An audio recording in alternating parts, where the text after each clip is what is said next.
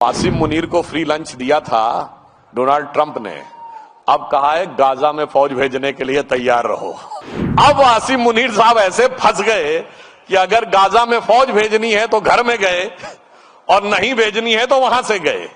आजकल बहुत सारा जेनजी की बात होती है और यह माना जाता है कि जेनजी सोशल मीडिया से बहुत प्रभावित होती है। तो मैं उनको कहना चाहता हूं कि ये बताइए साहब, ये पानी की बोतल 10 रुपए की आती है, ठीक, पानी तो 10 रुपए का है, पर फेसबुक फ्री है, यूट्यूब फ्री है, ट्विटर फ्री है, इंस्टाग्राम फ्री है। क्यों भाई? सिर्फ इंटरनेट का पैसा देना है, क्यों फ्री दे रहे हैं? और वो भी एक ऐसी संस्कृति के द्वारा जो ये कहती है there can never be a free lunch, if there is a free lunch there has to be poison in it. वो आपको फ्री का लंच क्यों दे रहा है?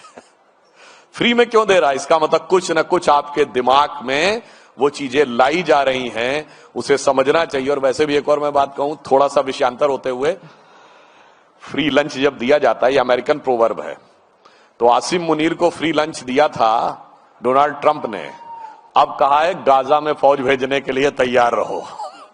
मतलब ये समझना चाहिए कि अगर बुलाया गया है, अब आसिम मुनीर साहब ऐसे फंस गए कि अगर गाजा में फौज भेजनी है तो घर में गए और नहीं भेजनी है तो वहां से गए।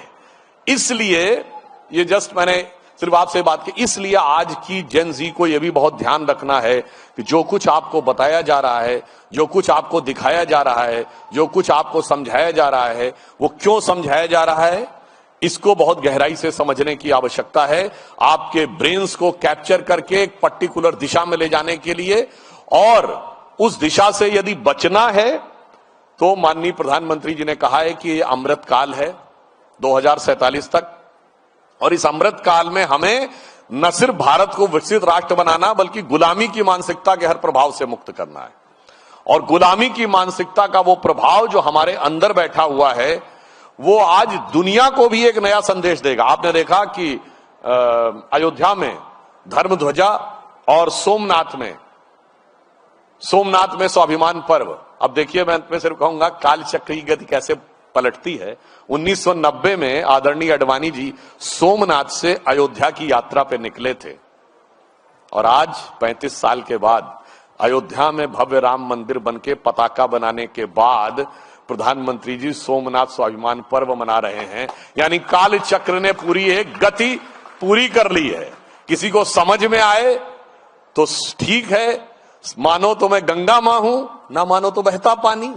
काल चक्र की गति किस दिशा की तरफ संकेत दे रही है, उसे समझना चाहिए।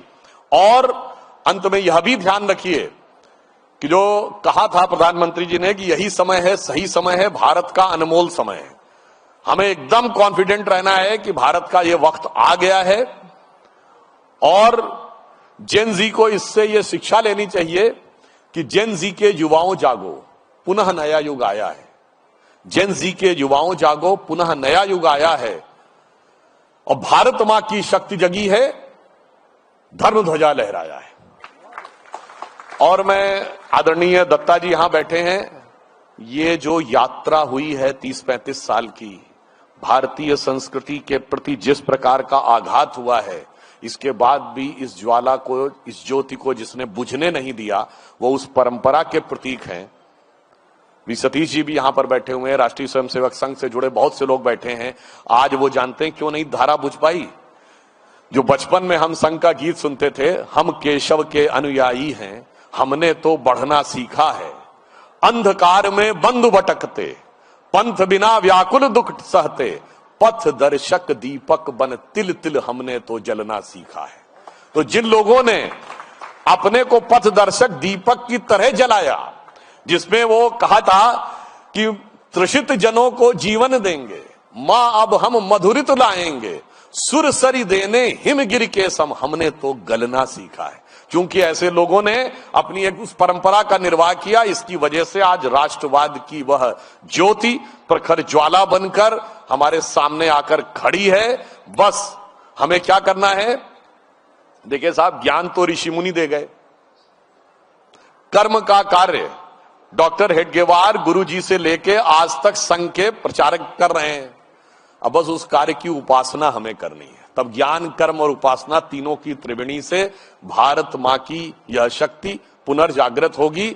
और आज एक और बिंदु कह देता हूं समाप्त करने से पहले, दुनिया में लड़ाई हो रही है, रशिया यूक्रेन की लड़ाई है, अमेरिका का वेनेजुएला के ऊपर, तो Iran China Taiwan, America Iran, Cambodia Thailand सब लड़ रहे हैं। किस चीज के लिए? या तो कब्जा कर लो, एनेक्सेशन, या सब्जुगेशन, या डोमिनेशन।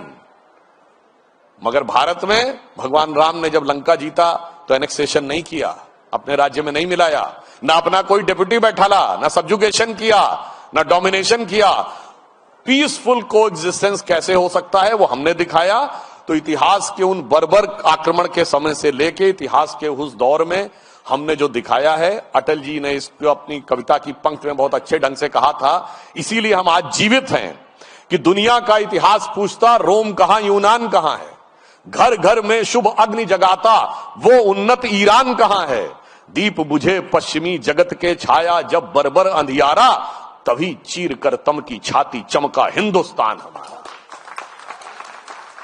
और शत शत आघातों को सहकर जीवित हिंदुस्तान हमारा, जग के मस्तक पर रोली सा शोभित हिंदुस्तान हमारा। इसलिए आप आश्वस्त रहिए, भारत के राइजिंग का समय आ गया है। बस हम वर्तमान को सही संभालें कि गौरवशाली था भूत प्राचीन काल, भविष्यत भी महान है अगर संभालें आप उसे जो वर्तमान है। धन्यवाद।